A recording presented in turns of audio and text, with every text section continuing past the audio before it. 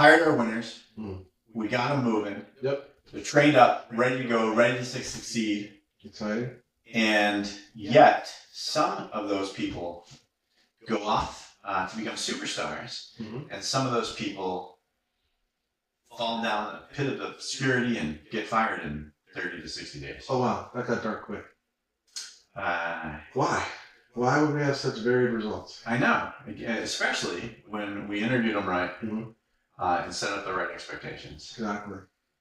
How did things get so bad so fast when we did the right things to get to the right place?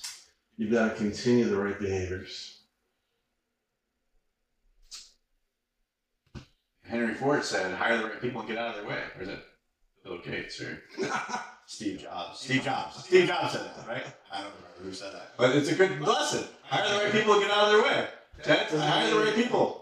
I train them right. You're physically not out of their way, but you can be physically, but it means you're tethered still. You've still got to make sure that you have that tethered approach, and you're guiding them along with check-ins, checkpoints, good goaling, acknowledgement, right? Goals. Recognition, all the key stew ingredients. That's interesting. Still have to be there. Goals. Mm-hmm. We need to know where we're going. That's right. Back to the vision alignment. This is just along the path towards that vision. Have you ever heard the story about the monkeys that were trying to get bananas off the top of a ladder? I think I'm going to enjoy it. Let's do it. So the room full of monkeys, bananas put on top of this ladder. Okay. PETA, don't get angry at me. I didn't do this psychological test. I may even be remembering it wrong, but this is the version I heard.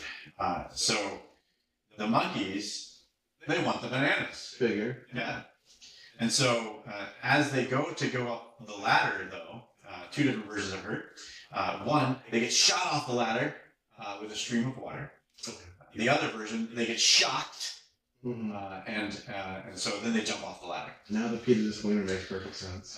And so one by one, the monkeys try to go up the ladder, and one by one, they are given discouragement to not go after the bananas.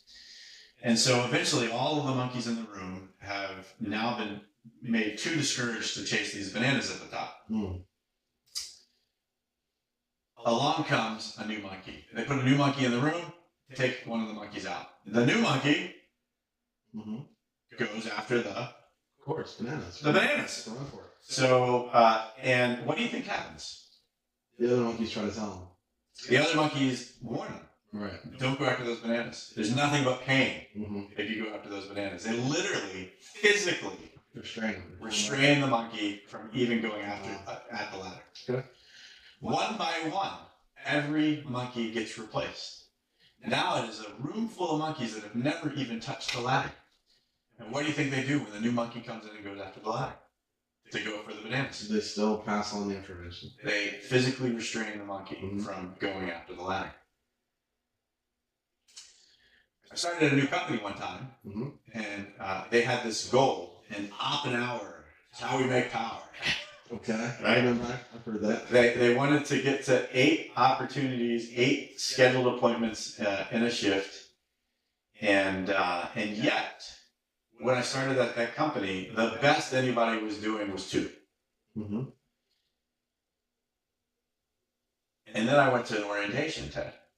And in the orientation, they told everybody that an op an hour is how we make power, and that's what we think would be amazing success. And we'll be very happy if you get 2. Wow. So coming out of orientation, what do you think every new hire was going out and doing? Trying to get 2. They're trying to get 2 appointments a day. Yeah. It'd be amazing if that industry is still just trying to get 2 appointments a day. Yeah. Anyway. But we digress. Sorry for another time. That's another situation. But limiting beliefs. We're obviously installed and passed along. Yes. And what got really interesting is we came into that company, and what we did is we took a set of new hires and we taught them differently. Yep.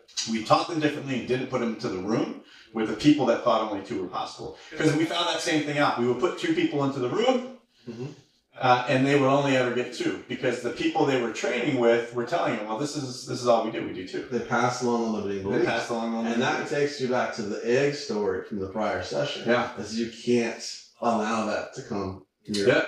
Just shut. That's right. And so when we showed them in orientation that more was possible, and then we took them into the training field and taught them more was possible, and they gave us a good goal and good numbers, a better KPI to hold them accountable to, and then we held them accountable to the KPIs that they thought they could hit and achieve.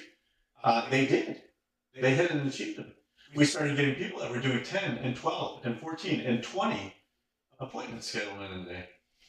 That takes me back to the first video where you said they enjoyed their success and they surprised themselves with their ability to be successful in the role, and that was their key reason for being there. Yeah. And it's so enjoyable. When you give them a goal, when you give them the tools and the resources to succeed, and when you continuously meet with them and hold them accountable to the numbers that we've agreed upon in advance, they become successful. Yeah. Most of the time. Yeah. But at least they know where they stand. There's no surprises, right? And it's not just the accountability is also recognition. Yeah. Right? And also to your point of a voice and feeling heard, they have the ability to check in, to voice, concerns, to grassroots, pass up insights, right? You have the opportunity to recognize their accomplishments. You have the ability to stretch them further, and you have the ability to give them candid feedback. Yeah, because when I'm sitting down with them and asking them how they did on their goal, and asking them what obstacles they're facing, and then asking how I can help, the take5book.com,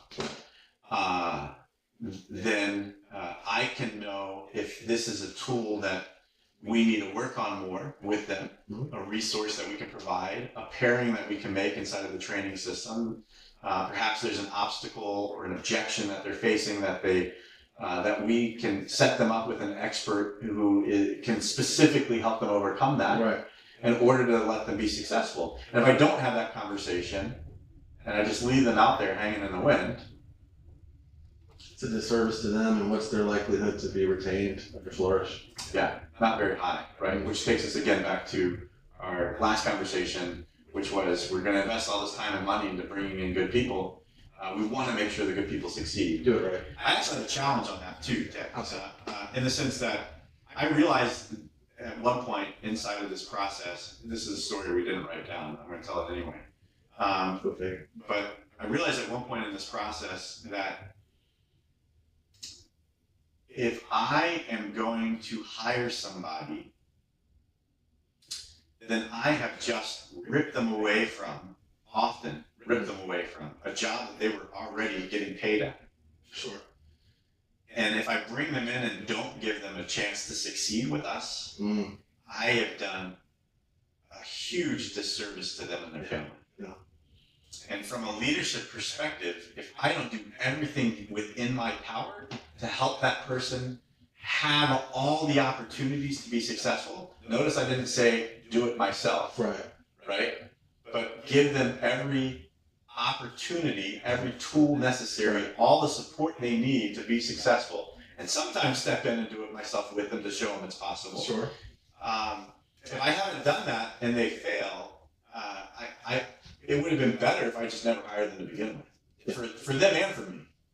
True. I had a guy that coached gymnastics at a really high level, and he wanted to come work in our company, and I could feel that he had what it took to be successful. And at the same time, I wasn't sure why he'd leave this really successful coaching business in order to come work with us. And he was a fanboy. He wanted to come work for the company. He was excited about the company's vision and the mission, and thought it would be a great place to be. And so I gave him a litmus test, and I looked at him and I said, hey, these are our expectations. This is the performance metrics you need to hit. This is where you need to be in 30 days. This is where you'll need to be in 60 days. And this is where you'll need to be in 90 days. Okay.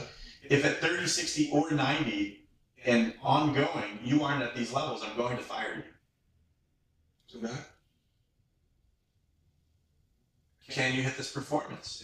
Are you willing to walk away from decades of service in this other field to come work for me to potentially be fired within 30, 60, 90 days? And he said, that's a great question.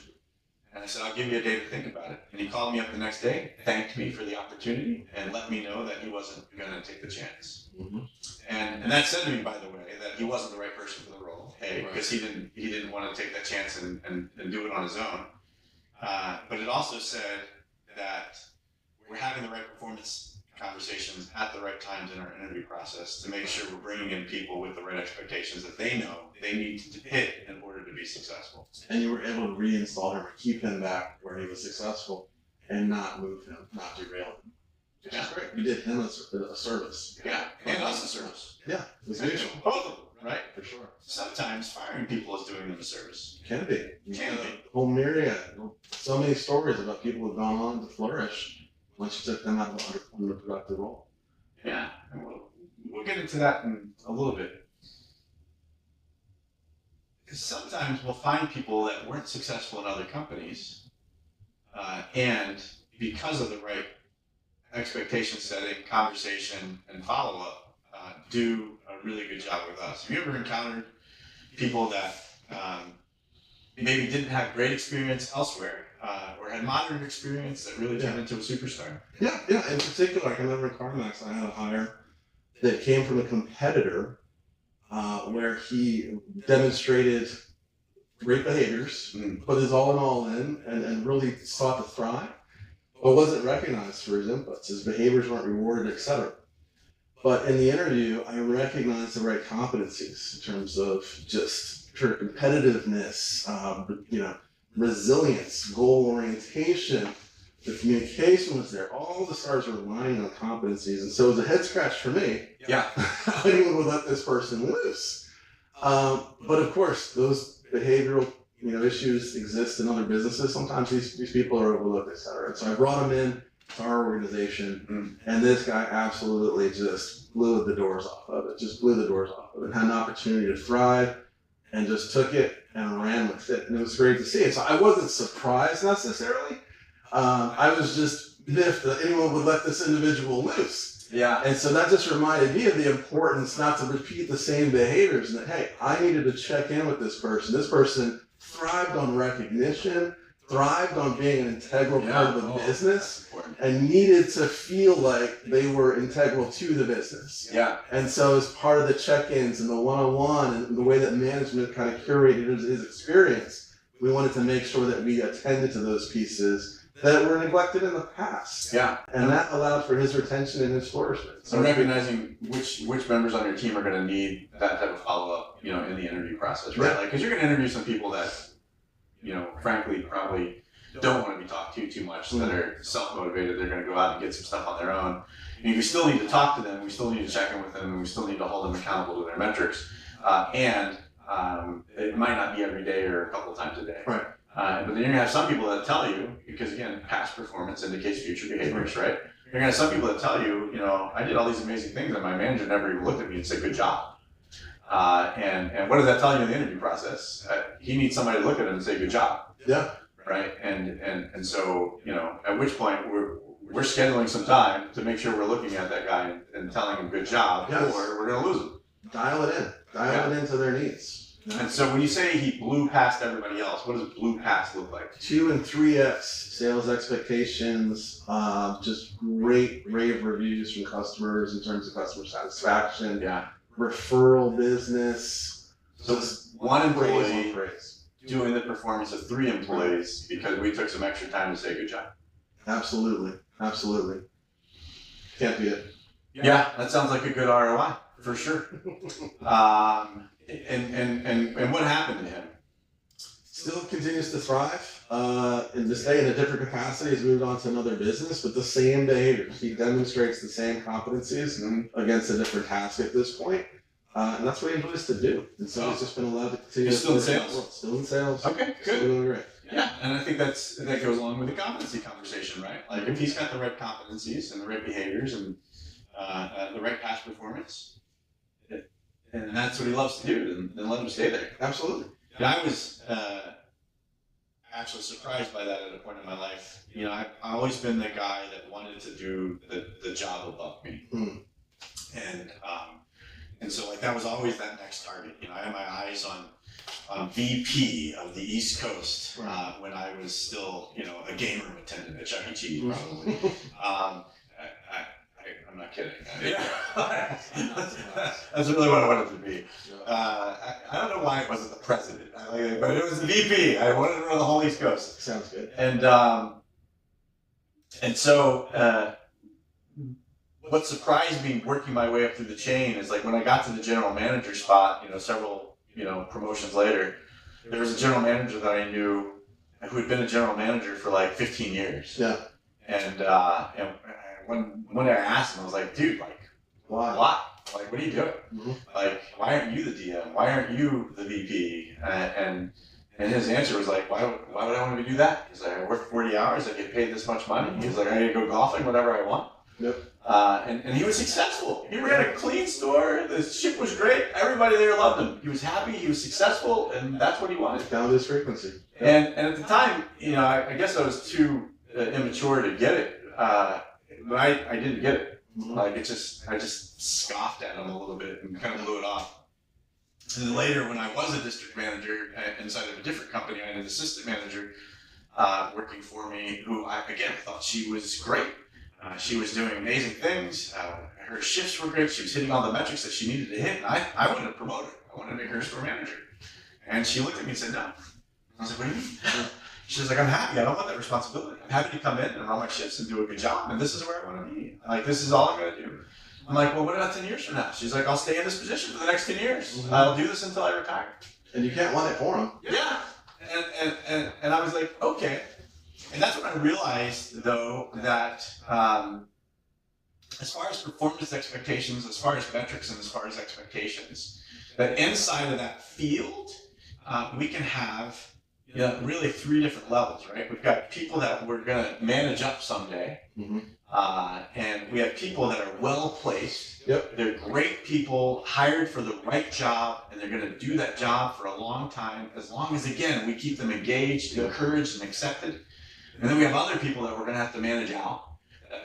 That as they stay in that same position, they never do quite good enough to go up. Maybe their vision says they want to go up, so they get discouraged that they're not moving up. Mm-hmm. And the moment they get discouraged and they hit that ceiling, what ends up happening? They bounce off and they go the other direction. Or their performance never even hit the ceiling, right? And they're never actually able to hit the metric. They're just, they for some reason, it just never actually connects. And those become our manage out type people. And I honestly got people in my life who today still, Ted, says they never want to be a leader because they'd hate to have to fire somebody. Yeah, that's a real thing. Yeah, and I can get that. I've been there.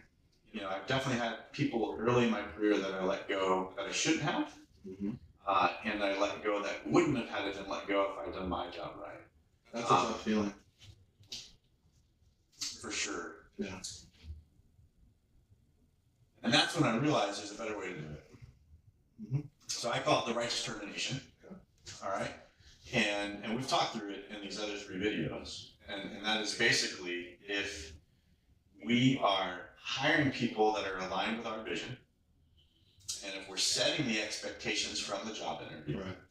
And then we set the expectations inside of the orientation and training, and then we schedule weekly conversations with them to continue to align and set expectations and follow up on our on what we told them we expected. What's right is what we agreed upon in advance, yep. Right?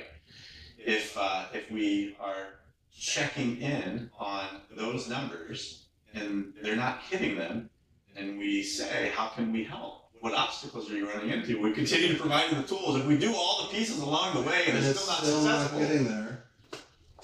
A lot of times they come up to me and say, hey, thank you, but I don't think this is working out. Yeah.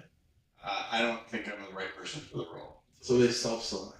They do. They often do. And when they can't quite pull the trigger because they're scared, they don't want to walk into the world of the unknown. Mm-hmm. You know, even when I've had to be the one that says, hey, this isn't working out. Yeah. They usually look at me and say, thank you for everything you've done for trying. And they knew that. Yeah. They knew that. In their heart of hearts, they knew exactly where they stood. There's zero surprise. They've been informed the entire way. Yeah. And they can also feel good that they gave their best effort against it, but it didn't work. There's no unknown there. They didn't leave anything on the table. Yeah, for sure. And I think what gets,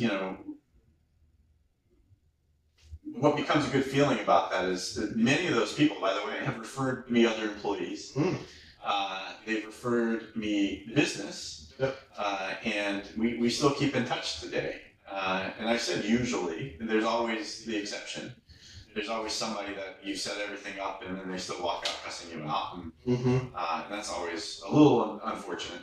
And I'd say, the vast majority of the time, if you've lined everything up correctly, you can have a righteous termination where the person is actually telling you they're sorry and thank you, that they let you down, per se. Yeah.